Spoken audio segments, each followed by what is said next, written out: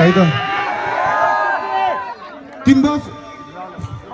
3 वर्ष घिस्रेपछि बल्ल सक्यो उभिन। बाबुआमाको ज्ञान बाहेक अरू केही नै बुझ्थिन। घरको कान्छो 3टा दिदी मुनिको म भाइ, माया ममताको घेराबाट सकिन म फुत्किन। 5 बजेको सिटसँगै बिहानीको मिरमिरे, 5 बजेको सिटसँगै बिहानीको मिरमिरे। आकाशमा हवाईजहाज तर हातमा हुन्थ्यो फिरफिरे। खेलाउँदै किरकिरे म डाँडा पाखा भिरिने, मान्छे साह्रै सोझो जसले मागे पनि दिल दिने। बिस्तारै अक्षर चिने मैले कलम, चिन्दै गए को हो आफ्नो, चिन्दै गए के हो जलन।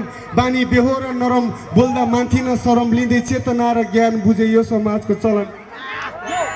हो कि होइन?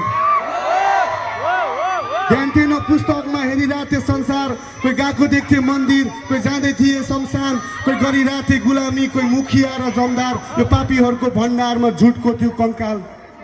बढिरह्यो उमेर भयो साथीभाइको सङ्गत, कुलतको घेराभित्र गलत हुन्थ्यो जङ्गट। केही छैन जस्तो लाग्थ्यो हाम्रो जिन्दगीमा झन्झट, तर हामी आफै बाघ हाम्रै सोचिरहेथ्यो जङ्गल। अवसर थियो चुरोट जस्तो एउटा निभ्यो अर्को बाल्यो, दुःख पीडा चिलिमभित्र माथि हेर्दै सर्को तान्यो। भाग्यले निरज मात्र सीमित राख्न खोजेन, यहाँ सधैँ एउटै हुन्न भन्दै समयले फड्को मार्यो। म हिँड्दा हात दिन्थे पछाडि बाले, आज डह्रो भयो खुट्टा फेरि जतानी जाने। कहीँ कतै गाजा मदिरा बिच चलिरहेको थियो जीवन, बिचमा भेटे सङ्गीत च्याप्पै अङ्गाली हाले। अब कापीमाथि कलम पर्यो स्टुडियोमा कदम, गर्दै समयको जतन, सोची यही नै रहेछ खटन। दिँदै सोचहरूलाई दखल, आफ्नै भावनाको कतल, भए आत्माको दासी दिमागभित्र बन्यो कफन।